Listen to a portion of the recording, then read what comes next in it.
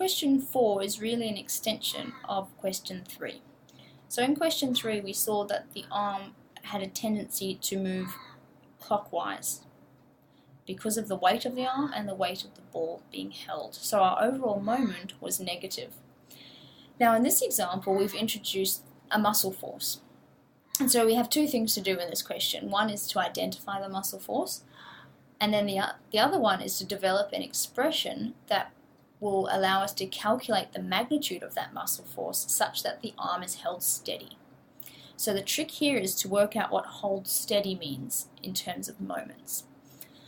So in our last example, our net moment was negative. So it meant that the arm was falling into extension. If the net moment was positive, the whole system would want to rotate anti-clockwise, so we'd have flexion. So in between, if we hold steady, what hold steady or maintain a position or any one of those expressions means is that our net moment must be 0.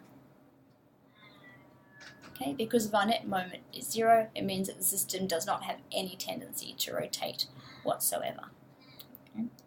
So the question's asking us, one, what is B, to identify, and then the second one is we need to calculate the force in B.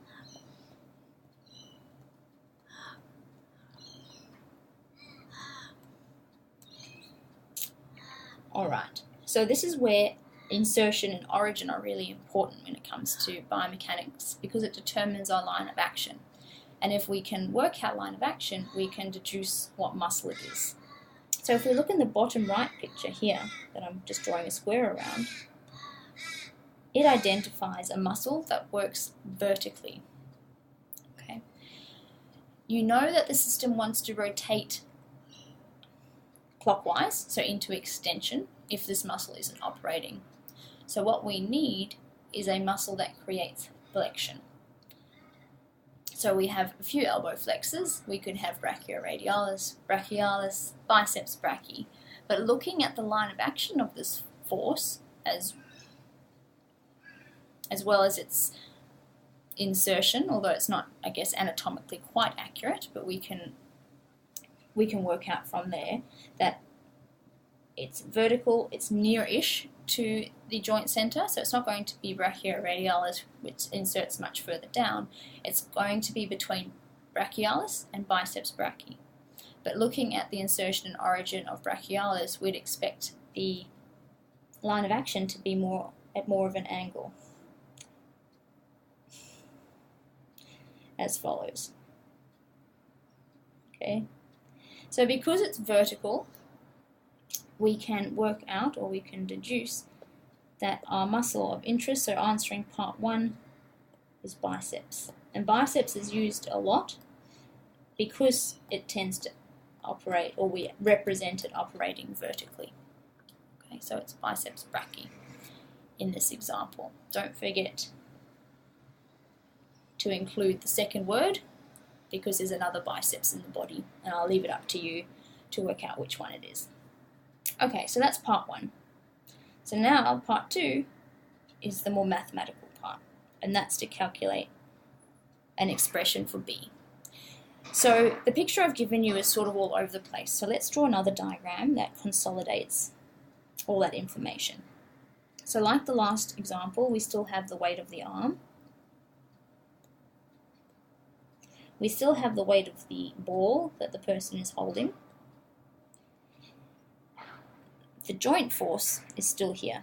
So remember, the joint force is the articulation between the humerus and the ulna. So the bone-on-bone contact. What's different now is we've included this muscle force in an effort to stop that extension or overall clockwise moment. So let me just call that B, just to avoid confusion. So that's what our system looks like currently. We're still in a biomechanical system. We're going to be rotating around our elbow joint center. Okay. Incidentally, you can take your moments about any point. Mathematically, it's just easier to take it around the axis of rotation. So that's what we do in this course. Okay, and let's just finish this off by putting some dimensions in. So the bottom right diagram tells us that biceps inserts distance B, the arm weight inserts a distance A as before, and then the weight of the ball is a distance of L, which is the whole length minus the distance of the fingers. So we've got that. Okay. So following our procedure, I'm not going to write it all out again. I think you guys are probably on track now. But part 1, we've identified the fulcrum. Okay, that's all the axis of rotation, the green blob. Next, let's look at which are eccentric and which are centric. As I said, if you can do this by sight, you don't need to draw these lines of action, but I'm just doing it here for practice. Okay, so we have 3 eccentric forces in this case. We've got our biceps, we have the weight of the arm, and the weight of the ball.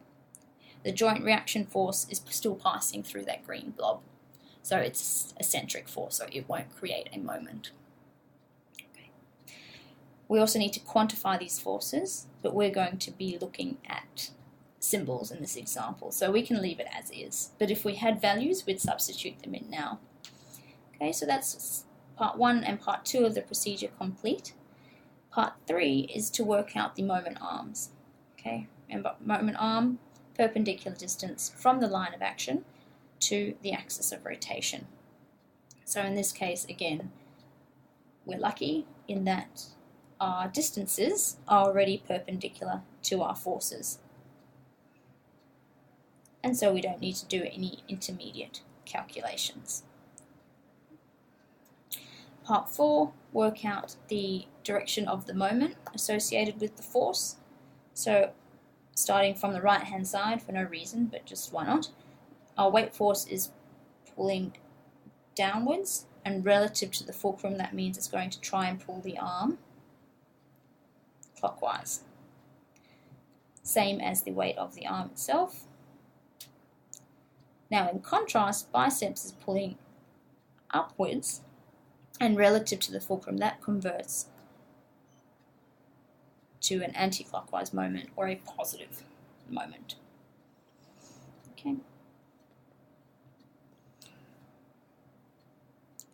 Now, part 5, we need to quantify or apply the moment equation.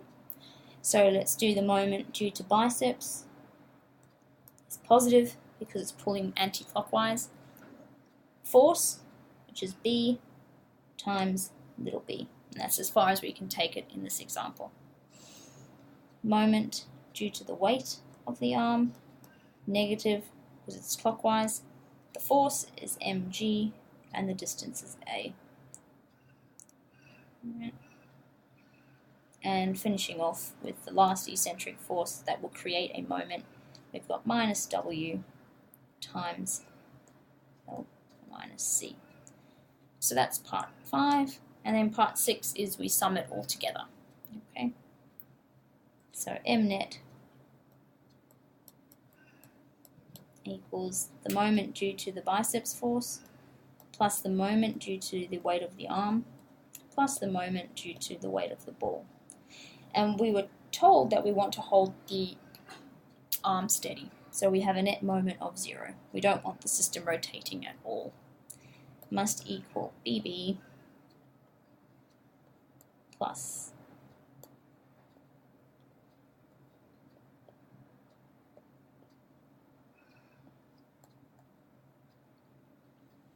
right. And what we want out of this, that's not going to work, is it? Let's try a different color for our highlighter. Let's try yellow, is capital B. So we need to just rearrange this expression to make B the subject. Okay, so BB will equal MGA plus,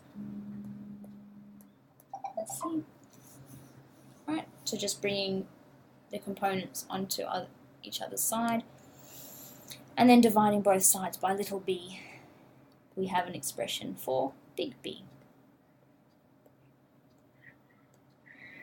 which is what the question is asking.